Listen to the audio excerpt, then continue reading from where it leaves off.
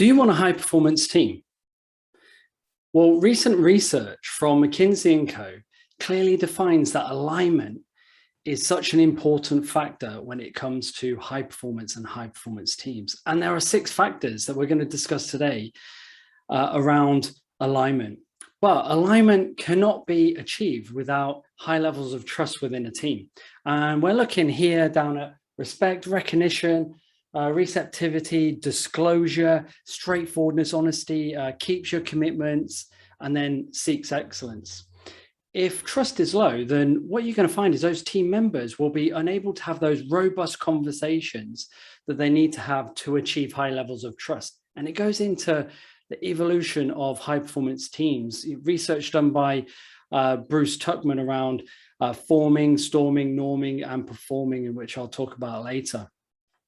So let's look at a couple of definitions first around teams. So the first definition is a real team. So a real team is one where team members are equally committed to a common purpose, a set of goals, and working approach to the work that they do.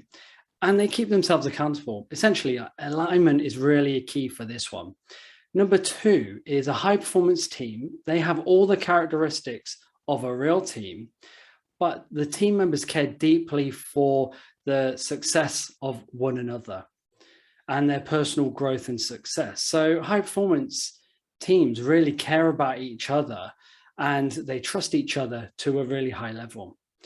And the great thing is we can measure this, right? So we can measure alignment and then we can analyze that to put in an action plan for you to carry out to get your team from where they currently are to be in a high performance team. Now, let's look at these 6 factors in a little bit more detail. So we've got the 6 factors here. So the first one is purpose, and that is why your team exists.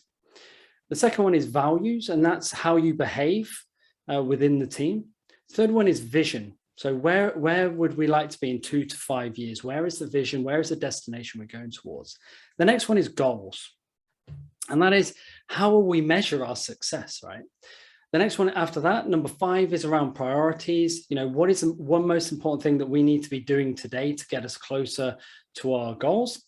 And then the 6th one is roles. So it's who on the team is responsible for what. And the great thing is we can measure that. But it's essential that we have alignment with all of those 6 factors. And it comes down to 2 things, right? So it comes down to clarity. And that clarity is how your team members think they're clear about those 6 factors. And it's not them as an individual, how clear they are on all of these. It is around the team. How do they perceive the team's clarity around purpose, vision, values, goals, priorities, and roles?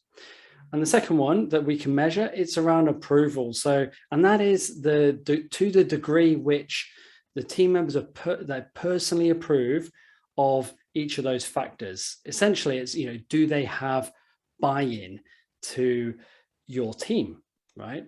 Now, what does this all mean? So if we can measure, we can then put things in place. So let's look at this example here. So on this wheel here, we've got all of those 6 factors. So we've got purpose, we've got values, vision, goals, priorities, and roles.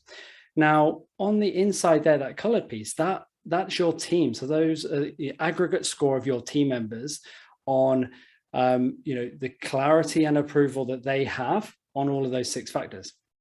Then the red lines, this is the leader.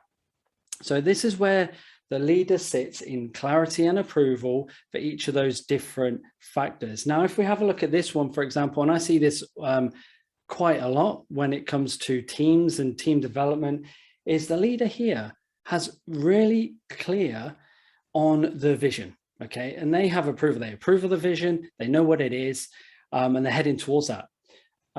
But you can see there's a big gap between the rest of the team, right? And then the next one is priorities. So they're really clear on the priorities of what needs to happen when, but the team members, that is the lowest score. So what this tells me is the leader knows what the vision is, they know what the priorities are and the goals, and they're already going towards it. You probably find here, you'll get a bit of frustration from the team leader to go, well, I know where we're going. Why don't my team know where we're going? This is ridiculous. I've told them already. Now, it comes down to a couple of factors, right? So it comes down to leaders that are more often than not 2 or 3 steps ahead.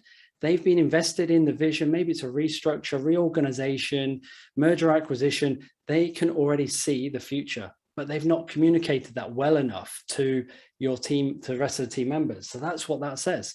Same with the priorities. It's like, have you got a work plan? Have you identified what the goals are? But then more importantly, what are the priorities? So what needs to be done by when to achieve the goal? So, the bottom line is really, it's around by measuring where your team are currently at, their current level of alignment, we can develop a targeted plan and put in some steps in place to get your team from where they currently are to where they need to be a high-performing functional team. If you would like any more information on any of this, we can run surveys for your team and identify all of this, and then we can break it down granularly and put in some action steps and a bit of a development plan to get your team to where you want them to go. So if you're interested, then just either comment on here or just reply to my email, and we can have a chat and see where we go from there.